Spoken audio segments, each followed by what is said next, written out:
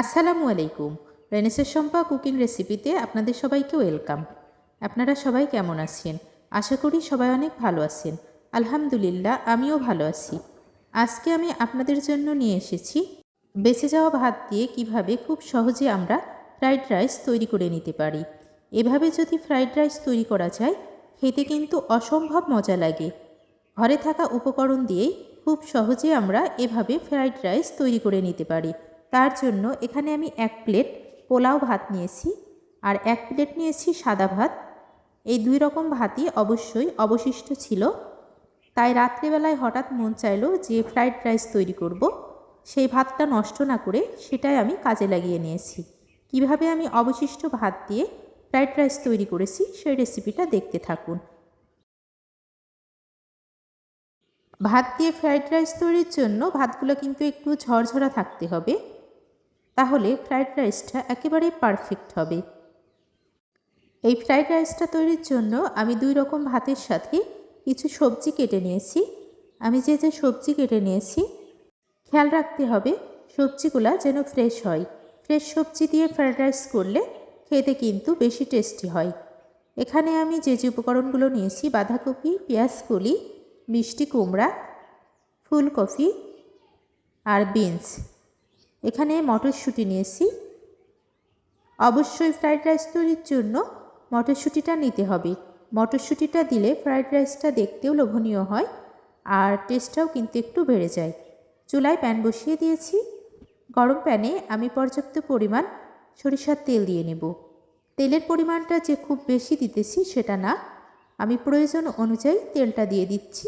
এখানে আমি একটা পেঁয়াজ কুচি করে নিয়েছি। পেঁয়াজটা একটু বড় সাইজের ছিল। কিছু কাঁচামরিচ কুচি করে কেটে নিয়েছি, সেটাও দিয়ে দেব। এখানে আমি কোনো শুকনা মরিচের গুঁড়া ব্যবহার করব না, কাঁচামরিচ দিয়েই ফ্রাইড রাইসটা রান্না করব। এবার এগুলাকে আমি 1 মিনিটের মতো একটু ভেজে নেব। ফ্রাইড রাইসটা কিন্তু আমি একেবারে ঘরোয়া উপায়ে এবং খুব সহজে রান্না করে আপনাদেরকে দেখিয়ে দেব। দেখা যায় অনেক সময় বাসায় বাচ্চারা ফ্রাইড রাইস খেতে চায়, হয়তো প্রয়োজনীয় উপকরণ থাকে না। আমরা কিন্তু এই ভাত দিয়েই খুব সহজে ফ্রাইড রাইসটা তৈরি করে বাচ্চাদেরকে সারপ্রাইজ করে দিতে পারি।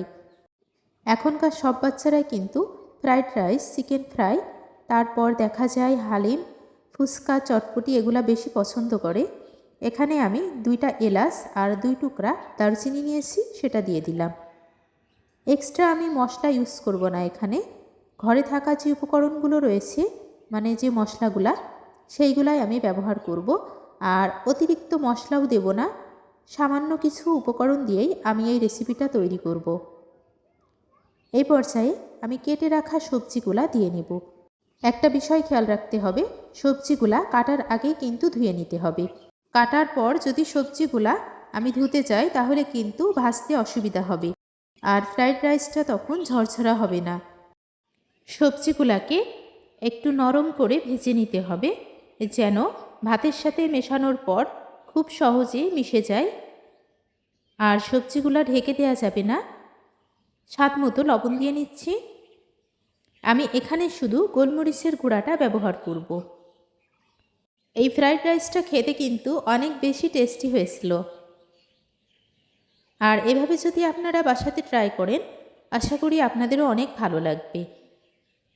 বাচ্চাদেরকে এভাবে ফ্রাইড রাইস তৈরি করে দিলে বাচ্চারা কিন্তু অনায়াসেই খুব মজা করে খেয়ে নেবে। সামান্য একটু গোলমরিচের গুঁড়া দিয়ে নেব। এটা সাদা গোলমরিচ ছিল, আমি গুঁড়া করে নিয়েছি, দিয়ে দিলাম। তারপর খুব ভালোভাবে মিক্সড করে নেব। সবজিটা পুরোপুরি ভাজা হয়ে আসলে আমি এটাকে চুলার অন্য পাশে রেখে দেব।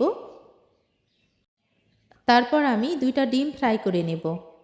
ডিমগুলা যদি আলাদা করে ফ্রাই করি তাহলে ফ্রাইড রাইসের মধ্যে দিলে ফ্রাইড রাইসের টেস্টটাও বেড়ে যায় আর ফ্রাইড রাইসটা দেখতে অনেক লোভনীয় হয়। 5 মিনিটের মতো সবজিগুলা ভেজে নেব, ততক্ষণ আপনারা সঙ্গে থাকুন। এই পর্যায়ে আমি মটরশুঁটিগুলা দিয়ে নেব। মটরশুঁটিগুলা অবশ্যই কিন্তু সবজিগুলা যখন ভাজা হয়ে আসবে সেই পর্যায়ে কিন্তু আমাদেরকে মটরশুঁটিটা দিয়ে নিতে হবে। সবজিগুলা ভেজে নেওয়া হয়ে গিয়েছে। আমি এটাকে রেখে দেব। আর চুলায় একটা ফ্রাই প্যান বসিয়ে দেব। ফ্রাই প্যানটাতে ডিম 2টা ভাজি করে নেব। বেঁচে যাওয়া ভাত দিয়ে এভাবে যদি ফ্রায়েড রাইস করা যায়, আসলে এটা যে এমনিতে যে আমরা ফ্রায়েড রাইস তৈরি করি সেই ফ্রায়েড রাইস থেকে যে আলাদা এরকম না, একেবারেই খেতে কিন্তু সেরকম টেস্টটাই হয়। তবে আমি যে উপকরণগুলো দিয়ে এই ফ্রায়েড রাইসটা তৈরি করছি, অবশ্যই চেষ্টা করবেন সেই উপকরণগুলো দিয়ে এই ফ্রায়েড রাইসটা তৈরি করার জন্য, তাহলে কিন্তু পারফেক্ট টেস্টটা পেয়ে যাবেন। ফ্রাই করে নেওয়া ডিমটাকে আমি ভেজে নিয়েছিলাম যে সবজিটা, ওই সবজির মধ্যে দিয়ে দেব। তারপর খুব ভালোভাবে মিক্সড করে নেব। আসলে আজকে একটু ভয়েস দিতে অসুবিধা হয়েছে, একটু ব্যস্ত ছিলাম, যার কারণে ভয়েস হয়তো একটু উল্টাপাল্টা হতে পারে ভয়েস দেওয়াটা, তার জন্য সরি। আমি তো রান্নার সময় ভয়েস দিই না, ভয়েস ওভারটা আমি পরে দিই। খুবই অল্প সময়ের মধ্যে আমি ভয়েসটা দিয়েছি, এর জন্য একটু ভুল হতে পারে আর কি। এবার ভেজে রাখা সবজিগুলোর মধ্যে আমি এই ডিমটাকে দিয়ে নেব।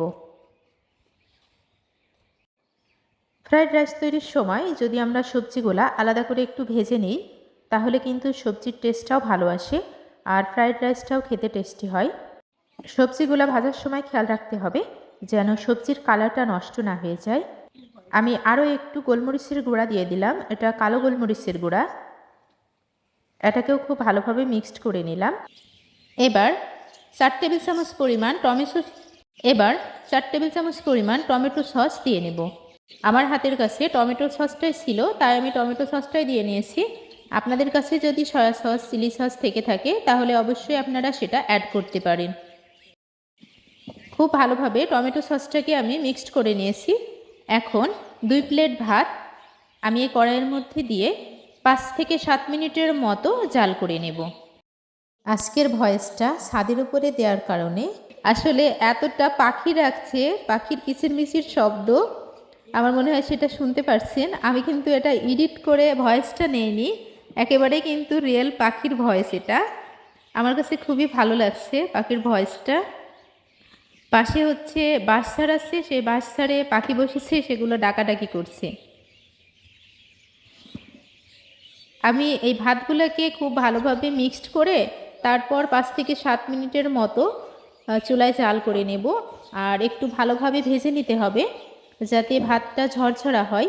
আপনারা তো জানেনই ফ্রায়েড রাইস যদি একটু ঝরঝরা না হয় তাহলে কিন্তু খেতে টেস্টি হয় না আর দেখতেও ভালো লাগে না।